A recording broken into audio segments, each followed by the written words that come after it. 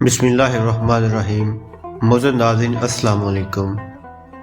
آج ہم حکایت شخصادی میں سے ایک دیوانے کی بات کے بارے میں بیان کریں گے۔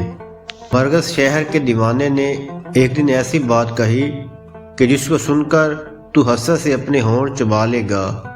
اس نے کہا، اگر میں کسی کی غیبت کروں تو اپنی ماں کو اس کا زیادہ مستحق سمجھتا ہوں، کیونکہ جس کی غیبت کی جاتی ہے بندہ اپنی نیکیاں اس کے حوالے کر دیتا ہے، تو دوسروں کو اپنی نیکیاں دینے کی بجائے کیا یہ بہتر نہیں کہ اپنی ماں کی غیبت کر کے اپنی نیکیاں اس کو دے دی جائیں؟ سعدی فرماتے ہیں، اگر تیرا دوست تیرے سامنے نہیں تو اس کی دو چیزیں تجھ پر حرام ہیں۔ ایک یہ کہ اس کا مال ناحق طریقے سے نہ کھا، اور دوسرا یہ کہ اس کا نام برائی سے نہ لے۔ اگر تو ایسا نہیں کرے گا تو تجھ سے نیکی کی کوئی توقع نہیں کی جا سکتی۔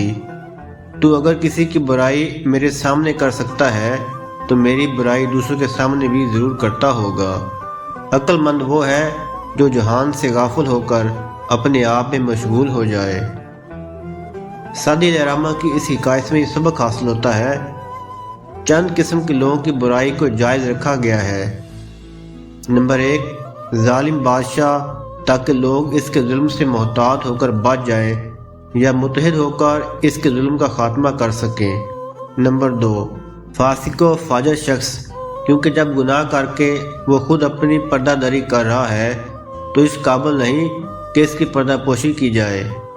نمبر 3، لین دین میں دھوکہ دینے والا، اس کی خوب تشہیر کی جائے تاکہ لوگ اس کے ساتھ معاملہ کرنے میں نقصان سے بچ جائیں۔ اسماء الرجال میں حدیث کے راوی بھی اس ضمن میں آتے ہیں تاکہ علم حدیث ہر قسم کی گڑبڑ سے محفوظ رہے۔ تمام نئے والے دوست سے گزارش ہے چینل کو سبسکرائب کریں اور بیل آئیکن کو ضرور پریس کریں۔ شکریہ۔